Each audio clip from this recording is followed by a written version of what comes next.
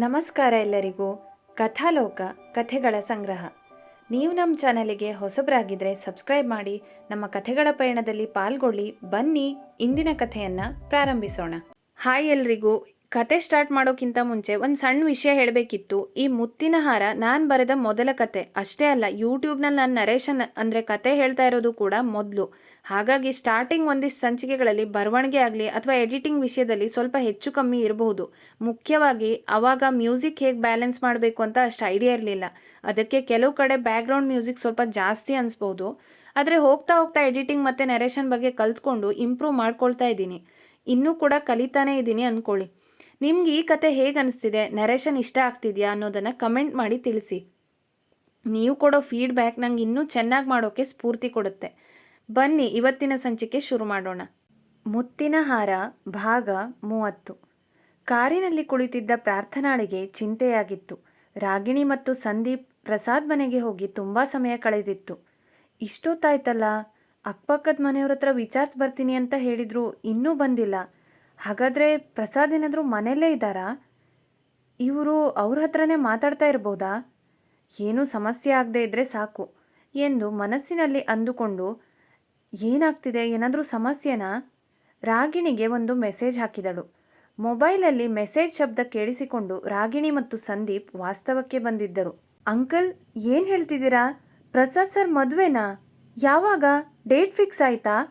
ಗಾಬರಿಯಿಂದ ಕೇಳಿದ್ದಳು ರಾಗಿಣಿ. ನಿಂಗೆ ಪ್ರಸಾದ್ ಗೊತ್ತಾ? ತುಂಬ ಪರಿಚಯ ಇರೋ ಥರ ಕೇಳ್ತಾ ಇದೀಯಾ ಎಂದಿದ್ದ ಸೋಮು. ಅಯ್ಯೋ, ಅವ್ರು ಯಾರಿಗೆ ಪರಿಚಯ ಇಲ್ಲ ಹೇಳಿ? ತುಮಕೂರಲ್ಲಿ ಎಲ್ರಿಗೂ ಅವ್ರ ಪರಿಚಯ ಇರುತ್ತೆ ಅಲ್ವಾ? ಅವ್ರಿಗೆ ಮದುವೆ ಆಗಿದೆ ಅಂತ ಅಂದ್ಕೊಂಡಿದ್ದೆ, ಅದಕ್ಕೆ ಸ್ವಲ್ಪ ಶಾಕ್ ಆಯಿತು ಅಷ್ಟೆ ತಡವರಿಸುತ್ತಾ ಹೇಳಿದ್ದಳು ರಾಗಿಣಿ. ಹೌದು, ನಿಜ.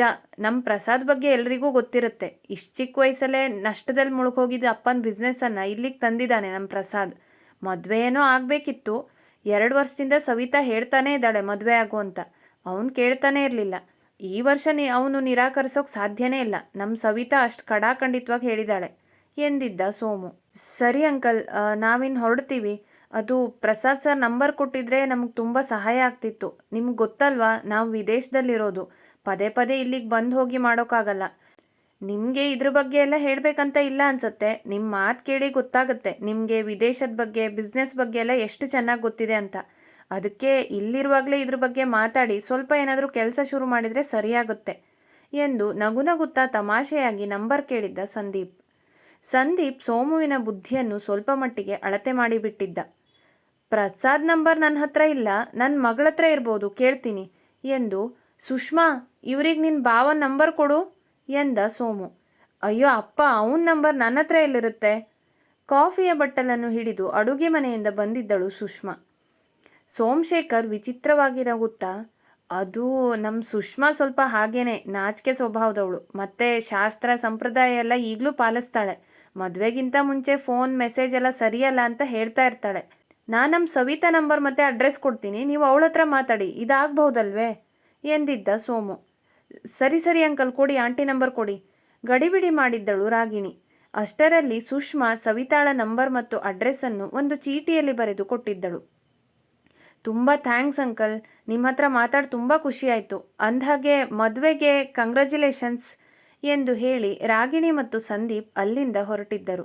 ಹೊರಗೆ ಬಂದು ಸ್ವಲ್ಪ ದೂರ ಬಂದ ತಕ್ಷಣವೇ ರಾಗಿಣಿ ಪಟಪಟ ಎಂದು ಮಾತಿಗಿಳಿದಿದ್ದಳು. ಅಣ್ಣ, ಈಗೇನು ಮಾಡೋದು? ಈ ವಿಷಯನ ಪ್ರಾರ್ಥನಾಗೆ ಹೇಳೋದೇ ಬೇಡ. ಅವಳಿಗೆ ಗೊತ್ತಾದರೆ ತುಂಬ ನೊಂದ್ಕೊಳ್ತಾಳೆ. ಅಷ್ಟಕ್ಕೂ ನಾವು ಇಲ್ಲಿ ತನಕ ಬಂದಿದ್ದು ವ್ಯರ್ಥವಾಗೋಯ್ತು ಅನಿಸ್ತಿದೆ ಅಣ್ಣ ಎಂದಿದ್ದಳು ಅವಳು. ಇಲ್ಲ ರಾಗಿಣಿ, ವ್ಯರ್ಥ ಏನಿಲ್ಲ. ಇಲ್ಲಿ ತನಕ ದೇವ್ರ ದಾರಿ ತೋರಿಸಿದಾನೆ ಅಂದರೆ ಮುಂದೂ ತೋರಿಸ್ತಾನೆ. ಈ ವಿಷಯ ಪ್ರಾರ್ಥನೆಯಿಂದ ಹೇಗೆ ಮುಚ್ಚಿಡ್ತೀಯಾ?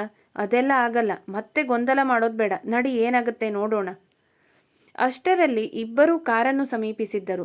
ಅವರನ್ನು ನೋಡಿದ ಕೂಡಲೇ ಪ್ರಾರ್ಥನಾ ಕೆಳಗಿಳಿದು ಬಂದು, ರಾಗಿಣಿ, ಏನಾಯಿತು? ಪ್ರಸಾದ್ ಸರ್ ಅಲ್ಲೇ ಇದ್ರಾ? ಏನಾದರೂ ಸಮಸ್ಯೆ ಆಗಿದೆಯಾ? ಎಷ್ಟೊತ್ತಾಯಿತು ನೀವು ಅಲ್ಲಿಗೆ ಹೋಗಿ? ನಂಗೆ ತುಂಬ ಟೆನ್ಷನ್ ಆಗ್ತಾ ಇತ್ತು ಎಂದು ಬಡಬಡಿಸಿದ್ದಳು. ರಾಗಿಣಿ ಮೌನವಾಗಿದ್ದಳು. ಪ್ರಾರ್ಥನಾ, ಎಲ್ಲ ವಿಷಯ ಹೇಳ್ತೀವಿ, ಮೊದಲು ನಾವು ಇಲ್ಲಿಂದ ಹೋಗೋಣ. ಇಲ್ಲಿ ತುಂಬ ಹೊತ್ತಿದ್ರೆ ಸಮಸ್ಯೆ ಆಗೋದು ಗ್ಯಾರಂಟಿ. ಮೊದಲು ನಡೀರಿ ಎಂದು ಸಂದೀಪ್ ಸ್ವಲ್ಪ ಗಟ್ಟಿಯಾಗಿ ಹೇಳಿದ ಮೇಲೆ ಇಬ್ಬರು ಕಾರನ್ನು ಹತ್ತಿದರು.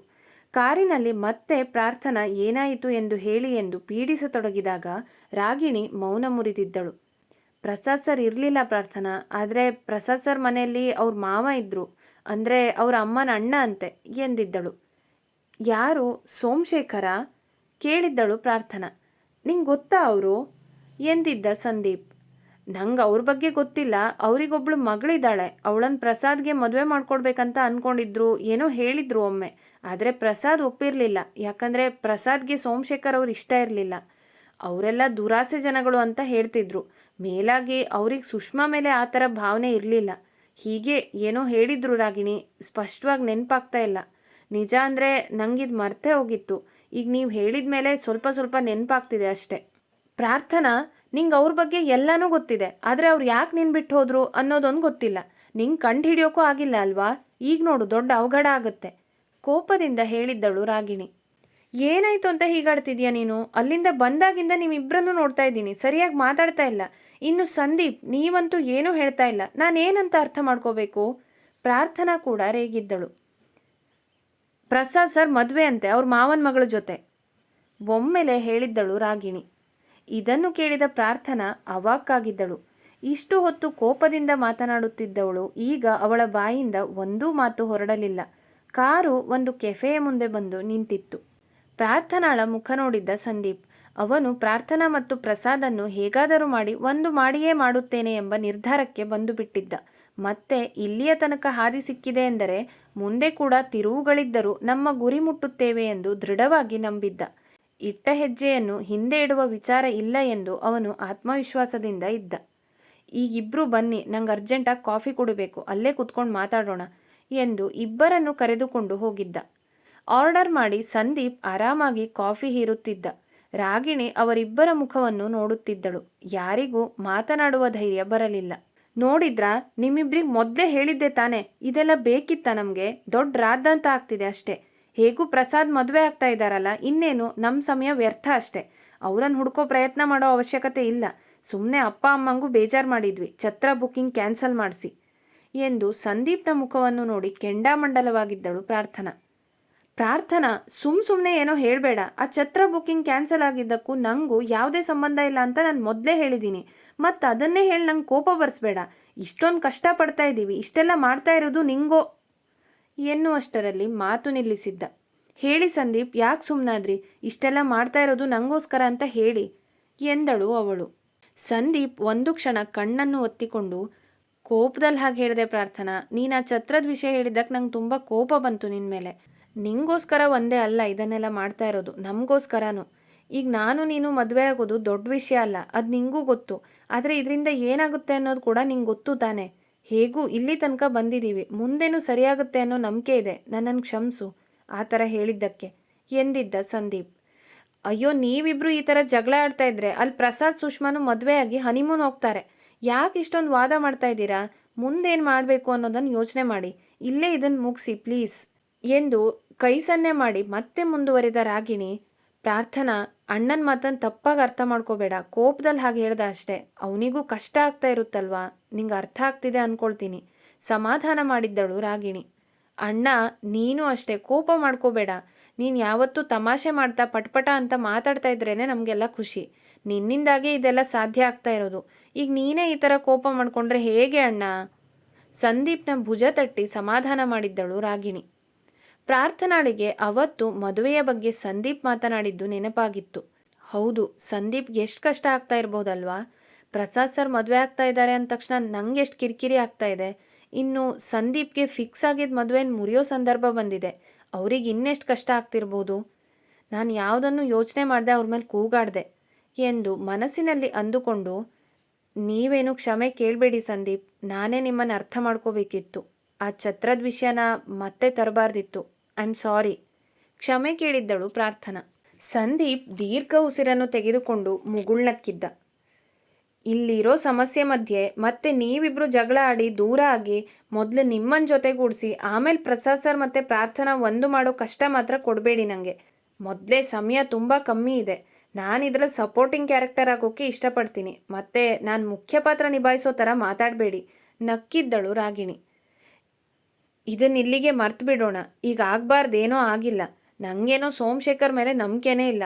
ಅಕಸ್ಮಾತ್ ಪ್ರಸಾದ್ ಮದುವೆ ಫಿಕ್ಸ್ ಆಗಿದ್ರು ಮದುವೆ ಆಗಿಲ್ಲ ತಾನೆ. ಈಗ ನೋಡಿ, ನಂದು ಪ್ರಾರ್ಥನಾ ಮದುವೆ ಕೂಡ ಫಿಕ್ಸ್ ಆಗಿತ್ತು. ಅದಾದಮೇಲೆ ಏನೇನೋ ಆಯಿತು. ಸೊ ನಾವು ಗಡಿಬಿಡಿಯಲ್ಲಿ ಯಾವುದೇ ನಿರ್ಧಾರ ಮಾಡೋದು ಬೇಡ, ಸ್ವಲ್ಪ ಸಮಯ ತಗೊಂಡು ವಿಚಾರ ಮಾಡೋಣ ಎಂದಿದ್ದ ಸಂದೀಪ್. ಮದುವೆ ವಿಷಯದಲ್ಲಿ ಯಾರು ತಮಾಷೆ ಮಾಡ್ತಾರಣ್ಣ? ಅಷ್ಟಕ್ಕೂ ನಮ್ಮ ಹುಡುಗಿ ಮನ್ಸಲ್ಲಿ ಪ್ರಸಾದ್ ಇದ್ದಾರೆ, ಆದರೆ ಪ್ರಸಾದ್ ಬಗ್ಗೆ ನಮ್ಗೆ ಗೊತ್ತಿಲ್ಲ ಅಲ್ವಾ? ನಾವು ತಪ್ಪು ಮಾಡ್ತಾ ಇದ್ದೀವಿ ಅನಿಸ್ತಿದೆ ನನಗೆ ಎಂದಳು ರಾಗಿಣಿ. ನೀವಿಬ್ರು ಪ್ರಸಾದ್ ಮದುವೆ ಆಗ್ತಾ ಇದ್ದಾನೆ ಅನ್ನೋದೊಂದೇ ಯೋಚನೆ ಮಾಡ್ತಾ ಇದ್ದೀರಾ, ಆದರೆ ಇನ್ನೊಂದು ವಿಷಯನ ಗಮನಿಸ್ತಾ ಇಲ್ಲ. ರಾಗಿಣಿ, ನೀನು ನೋಟಿಸ್ ಮಾಡಬೇಕಿತ್ತು. ಸಂದೀಪ್ ಹೇಳಿದ ಕೂಡಲೇ ಏನು ಎನ್ನುವ ಥರ ಗೆಳತಿಯರಿಬ್ಬರು ಸಂದೀಪ್ನ ಮುಖವನ್ನು ನೋಡಿದ್ದರು. ಆ ಮನುಷ್ಯ ಸುಷ್ಮಾ ಜೊತೆ ಪ್ರಸಾದ್ ಮದುವೆ ಅಂತ ಹೇಳ್ದ, ಆದರೆ ಅವ್ರ ಹತ್ರ ಪ್ರಸಾದ್ ನಂಬರ್ ಕೂಡ ಇಲ್ಲ. ಆ ಸೋಮು ಹತ್ರ ಇಲ್ಲ, ಓಕೆ, ಆದರೆ ಕೊನೆ ಪಕ್ಷ ಸುಷ್ಮಾ ಹತ್ರ ಆದರೂ ಇರಬೇಕಿತ್ತು ಅಲ್ವಾ? ಅಷ್ಟಕ್ಕೂ ಮದುವೆ ಅಂತ ಅಲ್ಲ, ಅವ್ರ ಪ್ರಸಾದ್ ಅಮ್ಮನ ಅಣ್ಣ, ಹತ್ರದ ಸಂಬಂಧಿ. ಅದು ಇದು ಉದ್ದ ಕತೆ ಹೇಳಿದ್ರು. ಅಳಿಯನ್ ನಂಬರೇ ಇಲ್ಲ, ಯೋಚನೆ ಮಾಡಿ ಎಂದಿದ್ದ ಅವನು. ಅವರೇ ಹೇಳಿದ್ರಲ್ವಾ ಅಣ್ಣ, ಅವಳು ಭಾರಿ ಸಂಪ್ರದಾಯಸ್ಥೆ ಅಂತ, ರಾಗಿಣಿ ಹೇಳಿದ್ದಳು. ಸಂದೀಪ್ ಒಮ್ಮೆಲೆ ನಕ್ಕು, ಅವಳನ್ನು ನೋಡಿದರೆ ನಿಂಗೆ ಸಂಪ್ರದಾಯಸ್ಥೆ ಅಂತ ಅನಿಸುತ್ತಾ? ಮನೆಗೆ ಬಂದವ್ರನ್ನ ಸರಿಯಾಗಿ ಹೇಗೆ ಮಾತಾಡಿಸ್ಬೇಕು ಅನ್ನೋದು ಕೂಡ ಅವಳಿಗೆ ಗೊತ್ತಾಗಿಲ್ಲ. ಮತ್ತು ಪ್ರಸಾದ್ ನಂಬರ್ ಕೇಳಿದಾಗ ಅವಳ ಮುಖ ಹೇಗೆ ಗಂಟು ಹಾಕ್ಕೊಂಡಿದ್ಲು ನೋಡಿದ್ಯಾ ನೀನು? ಪ್ರಸಾದ್ ಯಾರೋ ಬೀದಿಲಿ ಹೋಗೋನು ಅನ್ನೋ ಥರ ಇತ್ತು ಅವಳ ಮಾತು. ಹೌದು, ಇದು ನಿಜ, ನಾನು ಕೂಡ ಗಮನಿಸಿದ್ದೆ. ಅವಳ ಮಾತು ಕೂಡ ಅದೇ ಥರ ಇತ್ತು. ಹೌದಣ್ಣ, ನೀನು ಹೇಳ್ತಾ ಇರೋದು ಸರಿ. ಅದಕ್ಕೆ ಇದರಲ್ಲೇನೋ ಬೇರೆನೇ ವಿಷಯ ಇದೆ ಅನಿಸ್ತಿದೆ ನನಗೆ. ಪ್ರತ್ಯಕ್ಷ ಕಂಡ್ರೂ ಪ್ರಮಾಣಿಸಿ ನೋಡಬೇಕು. ಈಗ ಒಂದು ಸಲ ಕೈ ಸುಟ್ಕೊಂಡು ಆಗಿದೆ, ಮತ್ತೆ ಅದೇ ತಪ್ಪನ್ನು ಮಾಡೋದು ಬೇಡ ಎನ್ನುತ್ತಾ ಸಣ್ಣ ನಗೆಯೊಂದಿಗೆ ಪ್ರಾರ್ಥನಾ ಮುಖ ನೋಡಿದ್ದ. ಅವಳು ಕೋಪ ಬಂದಂತೆ ನಟಿಸಿ ಸಂದೀಪ್ನ ಮೇಲಿರೋ ದೃಷ್ಟಿಯನ್ನು ರಾಗಿಣಿ ಕಡೆ ಬದಲಿಸಿ, ಆದರೆ ಈಗ ಹೇಗೆ ಕಾಂಟ್ಯಾಕ್ಟ್ ಮಾಡೋದು? ಮತ್ತೆ ಅಲ್ಲಿ ಹೋಗಿ ಮನೇಲಿ ಜನ ಇದ್ದರೂ ಏನೂ ಪ್ರಯೋಜನ ಆಗಿಲ್ಲ. ಪೆಚ್ಚು ಮೊರೆ ಹಾಕಿದ್ದಳು ಪ್ರಾರ್ಥನಾ. ಪ್ರಸಾದ್ ನಂಬರ್ ಸಿಕ್ಕಿಲ್ಲ ಪ್ರಾರ್ಥನಾ, ಆದರೆ ಆಂಟಿ ಅಡ್ರೆಸ್ ಮತ್ತು ನಂಬರ್ ಸಿಕ್ಕಿದೆ ಎಂದು ಪರ್ಸ್ ತಡಕಾಡಿ ಅಡ್ರೆಸ್ ಚೀಟಿಯನ್ನು ಅವಳ ಕೈಗಿತ್ತಳು ಖುಷಿಯಿಂದ. ಅಯ್ಯೋ, ಅಡ್ರೆಸ್ ಮತ್ತು ನಂಬರ್ ಸಿಕ್ಕಿದ್ಯಾ? ಅಂದರೆ ಅವ್ರು ಭಾರತದಲ್ಲೇ ಇದ್ದಾರಾ? ಮತ್ತು ಯಾಕೆ ಇಷ್ಟೊಂದು ಚಿಂತೆ ಮಾಡ್ತಾ ಇದ್ವಿ? ಹೋಗಿ ಮಾತಾಡಿಸಿದ್ರೆ ಆಯಿತು. ಹೇಗೂ ಅವರಮ್ಮ ನನ್ನ ಹತ್ರ ಚೆನ್ನಾಗಿ ಮಾತಾಡ್ತಾರೆ ಎಂದಿದ್ದಳು ಪ್ರಾರ್ಥನಾ. ಮೇಡಮ್ ಈಗ ಈ ಥರ ಮಾತಾಡ್ತಿದ್ದಾರೆ. ಈಗೊಂದು 10 ನಿಮಿಷದ ಮೊದಲು ಮೂಗಿನ ತುದಿಲ್ ಕೋಪ ತಂದ್ಕೊಂಡು ನಮ್ಗೆ ಯಾರಿಗೂ ಮಾತಾಡೋಕೆ ಅವಕಾಶ ಕೊಡೋ ಯೋಚನೆಲೇ ಇರಲಿಲ್ಲ ಅಲ್ವಾ ಪ್ರಾರ್ಥನಾ ಮೇಡಮ್? ರೇಗಿಸಿದ್ದ ಸಂದೀಪ್. ಎಲ್ಲರೂ ಜೋರಾಗಿ ನಕ್ಕಿದ್ದರು. ಅಷ್ಟರಲ್ಲಿ ಸಂದೀಪ್ಗೆ ಒಂದು ಕರೆ ಬಂದಿತ್ತು. ಮುಂದುವರಿಯುವುದು.